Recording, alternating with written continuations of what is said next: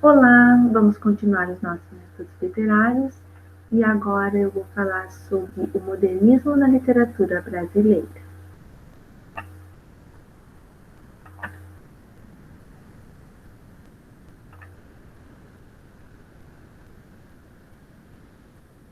Então, em 1922 aconteceu a Semana da Arte Moderna, que marca o início do modernismo no Brasil. Mas em que contexto histórico ocorreu a Semana da Arte Moderna? Bom, em 1918 tivemos o fim da Primeira Guerra Mundial. Em 1922, a comemoração do centenário da independência. E o cenário artístico brasileiro, e quando eu digo artístico, me refiro a dança, cultura, arquitetura, literatura. Então, o cenário artístico brasileiro vivia sob forte influência das vanguardas europeias. E nesse contexto, antes mesmo de 1922, obras brasileiras estabeleciam um profundo diálogo com essa estética. Por quê?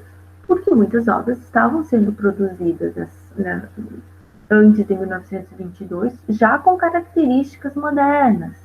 Não foi a partir de 1922 que começaram a ser escritas obras modernistas. Antes já haviam obras com essas características, mas o marco inicial do modernismo é a Semana da Arte Moderna. Então, continuando. O Brasil também começou a se industrializar. Os filhos da burguesia iam estudar na Europa. Também teve a chegada de imigrantes europeus no Brasil. E tudo isso contribuiu para que esse diálogo acontecesse no âmbito das artes. Mas, afinal, o que foi a Semana da Arte Moderna de 1922? Bom, o evento ocorreu entre os dias 11 e 18 de fevereiro, mas de fato aconteceu apenas em 3 dias. Mas isso eu volto a falar mais para frente. Aconteceu no Teatro Municipal, em São Paulo. O evento integrou várias expressões artísticas: dança, música, teatro, literatura, arquitetura, escultura, pintura, não focando apenas na literatura.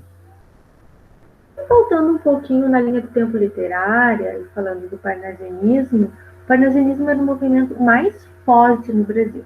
E as características do modernismo, vamos lembrar: norma culta, arte pela arte, descompromisso com a realidade brasileira. E os artistas que não se enquadravam nessa temática estavam desconfortáveis com essa, vamos dizer assim, prisão artística, eles não queriam escrever seguindo essas normas, né, esse descompromisso com a realidade. Eles sentiram a necessidade de pensar a identidade brasileira em suas obras, ou seja, eles queriam colocar o Brasil em suas obras, eles queriam mostrar a identidade nacional, a identidade brasileira, a identidade do brasileiro nas suas obras, naquilo que eles estavam produzindo artisticamente. E foi o que aconteceu. Desta maneira, o evento também buscou quebrar os preceitos vigentes, como o próprio parnasianismo, descartando o formalismo, fazendo uso de uma linguagem coloquial e cotidiana. Mas os artistas enfrentaram uma grande resistência, eles foram fortemente criticados pelos conservadores. E a sociedade, de uma forma geral, ela não aceitou de imediato essa nova proposta artística, essas novas ideias que estavam surgindo no campo das artes. Então, teve uma certa resistência, tanto da sociedade quanto de muitos outros artistas. O evento aconteceu em 1922, data que comemorou então o centenário da independência. Mas essa data foi escolhida propositalmente, porque eles também queriam comemorar a independência artística e cultural brasileira, ou seja, um rompimento não só com o academicismo, o tradicionalismo, mas com aquela arte que era importada da Europa e simplesmente copiada. Então, comemoração da independência do Brasil, artisticamente também, marco para marcar mesmo a data que foi escolhida por um propósito. Aqui temos um cartaz de divulgação da Semana da Arte Moderna. Mais outro cartaz. Então, a semana ocorreu nos dias 11 e 18. Então, de 11 a 18 era a data prevista para acontecer a Semana da Arte Moderna, mas, de fato, ela aconteceu em 3 dias, nos dias 13, 15 e 17 de fevereiro de 1922. Por que não aconteceu 11, 12, 13, 14, 15, 16, 17, 18? Porque não teve adesão, não teve público, as pessoas não compareceram. Então, devido a isso, eles reduziram a 3 dias, 13, 15 e 17. Isso é questão de vestibular, por isso eu estou frisando.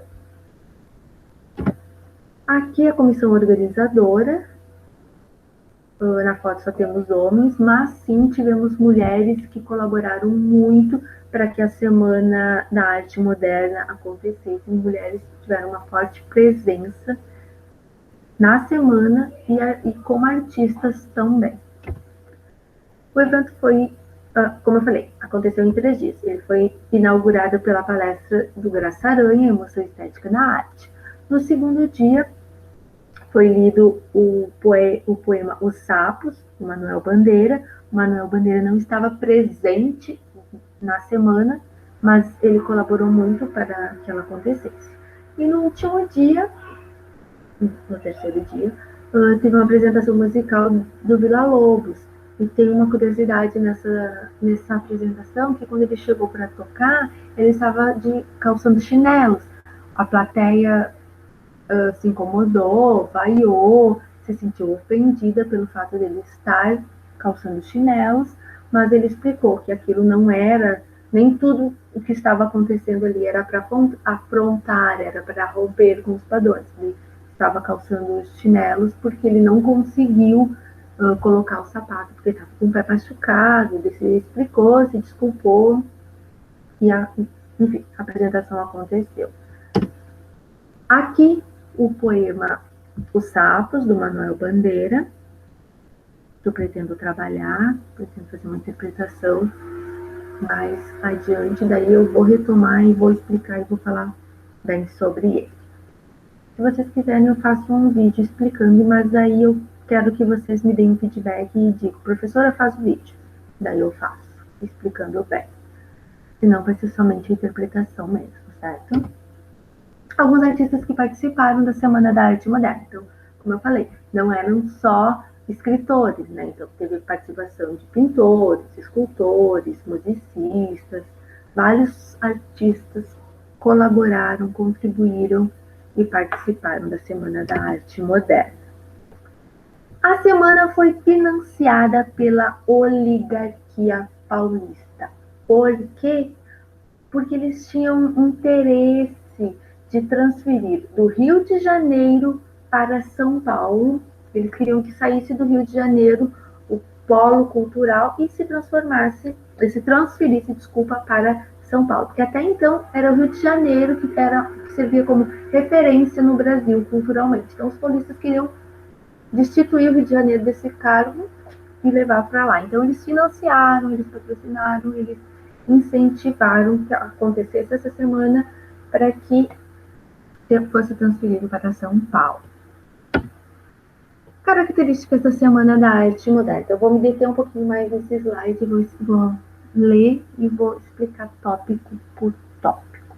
Uma vez que o intuito principal desses artistas era chocar o público e trazer à tona outras maneiras de sentir, ver e fluir a arte, as características desse momento foram a ausência do formalismo, ruptura com o academicismo e tradicionalismo, crítica ao modelo parnasiano. Vou explicar essas três de uma forma só. A ausência do formalismo. Os modernistas, eles não queriam mais estar presos ao tradicionalismo, ao academicismo, aquela forma fechada de escrever, muito presente no parnasianismo, ou seja, a arte pela arte, a rima, o descomprometimento com a realidade, a questão de que a arte é bela por si só, não importa do que se fale, tem que ter rima, tem que ter ritmo, tem que ter musicalidade, tem que ter métrica. Os modernistas não queriam nada disso, eles queriam usar a arte como forma de expressão. Eles queriam mostrar o que sentiam, eles queriam que o leitor, o receptor, se identificasse com o objeto artístico. Então, por isso, era necessário essa ruptura com os modelos até então impostos e ditos como arte. E foram fortemente influenciados pelas vanguardas artísticas europeias. E a gente consegue observar, principalmente na pintura, a presença das vanguardas europeias. Na literatura, na escultura também a gente consegue identificar várias características. Valorização da identidade cultural brasileira, temáticas nacionalistas e cotidianas. Então, os artistas, eles traziam para aquilo que eles produziam essa temática, mostrando a identidade, mostrando o Brasil, mostrando o dia a dia, o nacionalismo. Dessa forma, o público, o leitor, o receptor da arte, ele conseguia se identificar. Então, a arte já não era aquele objeto distante, inatingível. Ele era algo próximo do seu leitor, do seu receptor. Fusão de influências externas aos elementos brasileiros. Aquilo que eu falei, eles foram fortemente influenciados pelas vanguardas europeias e eles misturaram essas influências aos elementos brasileiros, aquilo que eles tinham daqui, da cultura, da língua, da identidade e mostraram. Então, ao mesmo tempo que eles queriam romper, lembra que eu falei lá, centenário da independência cultural. Então, ao mesmo tempo que eles queriam romper com os modelos europeus, eles se basearam nesses modelos para criar essa nova maneira,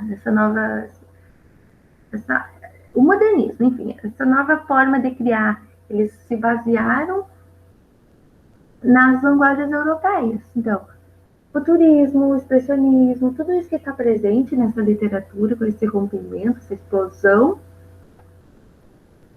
são elementos que eles incorporaram. Experimentações estéticas, ou seja, trazer elementos diferentes, fazer experimentos com a literatura. Misturar prosa com poesia, fazer literalmente experimentos. Liberdade de expressão. Mostrar, falar o que quer, do jeito que quer, expressar os seus sentimentos, seus pontos de vista, que até no parnasianismo, de forma alguma, isso era aceito. No parnasianismo, eles precisavam prezar pelo rigor formal, eles precisavam zelar, polir, lapidar o poema. Isso aqui foi totalmente deixado de lado, e era justamente contra isso que os modernistas lutavam. Consequências da Semana da Arte Moderna. Então, com o modernismo, que tem como marca inicial a Semana da Arte Moderna, tem início a primeira fase do modernismo, que é conhecida como fase heróica, a fase da ruptura. Ruptura com o quê, professor? Na literatura, ruptura com tudo que existia, principalmente o parnasianismo. Os modernistas propunham uma ruptura total ao tradicionalismo, transformando a forma como até então se escrevia.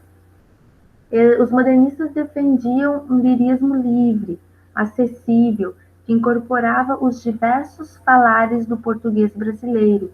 É uma dessacralização da arte, ou seja, aquilo que era tão distante, de repente, estava tão próximo do leitor. Aquilo que era tão inatingível, de repente, existia uma identificação entre, no caso da literatura, o leitor e a obra. Esse período se caracteriza pelo surgimento de vários grupos, de vários movimentos e de várias revistas que tinham como objetivo divulgar essas ideias pelo Brasil, levar essas ideias pelo Brasil. Então, aqui temos um resumo de algumas revistas. Depois, se vocês quiserem ler calmamente, todos os slides, vocês vão passando, pausando o vídeo. Se vocês quiserem copiar, se vocês quiserem fazer um resumo, se vocês quiserem retomar, fazer perguntas, fazer anotações e me mandarem as perguntas, por favor, pessoal, façam isso. Não fiquem com dúvidas, entrem em contato que, na medida do possível, eu vou estar respondendo a todos e tirando as dúvidas. Os manifestos eu vou fazer um outro vídeo explicando cada um deles, certo? Então é isso. A minha explicação sobre o modernismo no Brasil não se encerra aqui, porque eu só falei da primeira fase. Então, nós ainda temos a segunda fase e a terceira fase, tá? Depois entraremos em maiores detalhes. Então, encerramos a primeira fase do modernismo. Até mais, fiquem bem, fiquem com Deus.